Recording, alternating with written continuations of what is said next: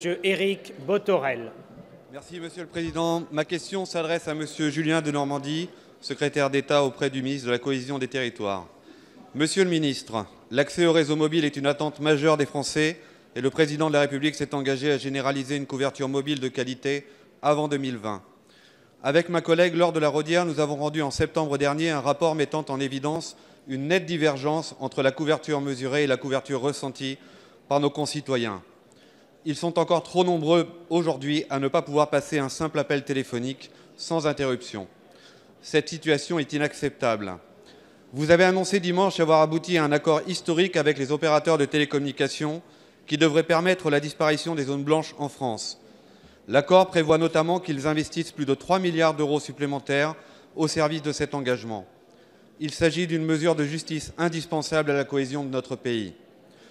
Force est toutefois de constater que de telles promesses ont déjà été faites par le passé sans que les résultats se montrent à la hauteur des attentes. C'est pourquoi, Monsieur le Ministre, je vous demande de préciser ce que cet accord apporte de réellement nouveau pour nos concitoyens. Et plus précisément, Monsieur le Ministre, quelle qualité de service en termes de couverture indoor et sur les grands axes de transport visez-vous à travers cet accord? Nos concitoyens pourront-ils demain envoyer un SMS, passer un appel, faire des transactions bancaires ou bien profiter de l'ensemble des services audiovisuels sur mobile, et ce, sans crainte d'une interruption de service? Qu'entendez-vous mettre en œuvre pour l'accélération des déploiements quand on sait aujourd'hui qu'il faut en moyenne 4 à 5 fois plus de temps en France pour déployer une antenne que chez nos voisins britanniques ou allemands? Je vous remercie. Merci, Monsieur le député. La parole est à Julien Denormandie, secrétaire d'État auprès du ministre de la Cohésion des Territoires.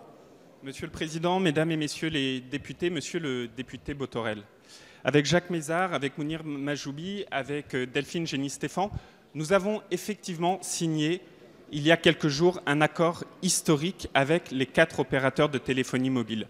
C'est un accord historique car il est profondément ambitieux.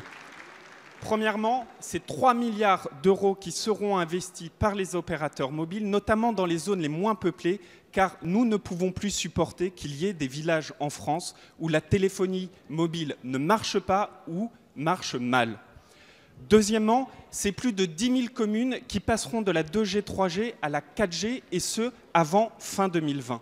Pourquoi c'est important? Parce que, comme vous l'avez dit, la 4G, c'est ça qui permet d'utiliser Internet par et avec son téléphone. Troisièmement, ce sont les principaux axes de transport routier et ferroviaire qui verront une amélioration significative de la couverture mobile. Donc vous voyez, c'est un accord historique car profondément ambitieux. Jamais tel accord n'avait été signé par le passé. Et deuxièmement, c'est un accord historique sur la forme également, car la spécificité de cet accord, c'est qu'il est purement contraignant. Dit autrement, l'ensemble de ces engagements des opérateurs seront assurés et notamment contrôlés par le gendarme des télécoms qui s'appelle l'ARCEP, parce que si les opérateurs ne respectent pas ces engagements, alors ils ne pourront pas avoir leurs autorisations d'émission, ce qu'on appelle les fréquences, qui est à la main de l'État sous le contrôle de l'ARCEP.